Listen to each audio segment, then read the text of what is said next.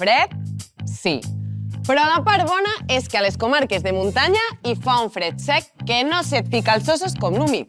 Pugem ben amunt per conèixer com són les nostres comarques de muntanya.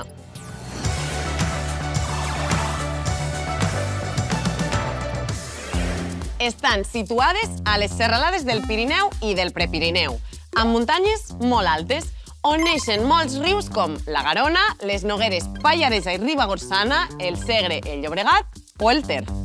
A l'alta muntanya hi predominen els prats i boscos de pi negre i avet. Són paisatges que han canviat molt durant les últimes dècades. Fa 100 anys hi havia sobretot agricultura i pastures dels ramats. En canvi, actualment s'han abandonat molts camps i s'han omplert de bosc. A banda de les muntanyes hi ha unes valls profundes i uns congostos. És a dir, passos estrets entre muntanyes creats per un riu que són impressionants. Com aquest de Mont-rebei, que ja us dic jo que val més no anar-hi amb xancletes i encara menys si tens vertigen. A les parts d'alta muntanya, moltes d'aquestes comarques tenen llacs i estanys d'origen glacial, com el de Sant Maurici o l'Estany Negre, amb aigües fredes. Són molt importants perquè els animals de la zona puguin beure aigua dolça i alhora són clau per a la vida de diferents espècies de plantes aquàtiques, invertebrats i amfibis, com el tritó palmat o pirinenc o la granota roja. Atenció! No està permès banyar-se en aquests espais naturals protegits perquè es posen en perill els ecosistemes aquàtics alpins. Només està autoritzat capbussar-s'hi en cas que hi hagi un punt habilitat pel bany. Entre la neu, el vent i el fred, fresqueta a l'estiu, les plantes són diferents i, lògicament, els animals que hi viuen també. Hi trobem prats alpins tan ideals per a les pastures, oi, vaca bruna? A mesura que baixem, hi ha boscos d'avets, roures, pins negres i rojos. Molts són de la classe de les coníferes, que són els que poden créixer en aquestes condicions.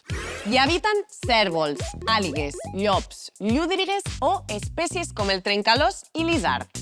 I les persones que viuen en aquestes comarques, què fan?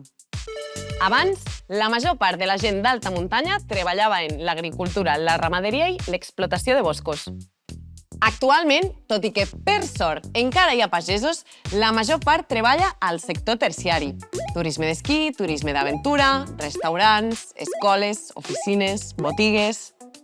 T'atreveixes a respondre el test final? Quin d'aquests animals no és habitual a les comarques de muntanya? L'isard? La iguana? El trencalòs o l'àguila?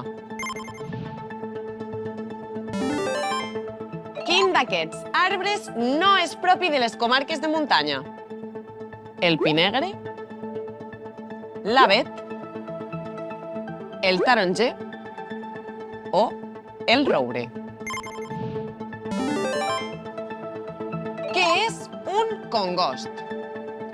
Un pas estret entre muntanyes creat per un riu, un salt d'aigua, un bosc d'avets o una vall molt ampla.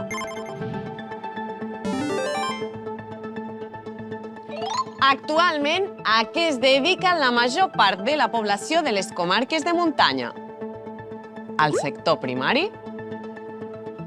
Al sector secundari o de la indústria, al sector terciari o de serveis o a la política.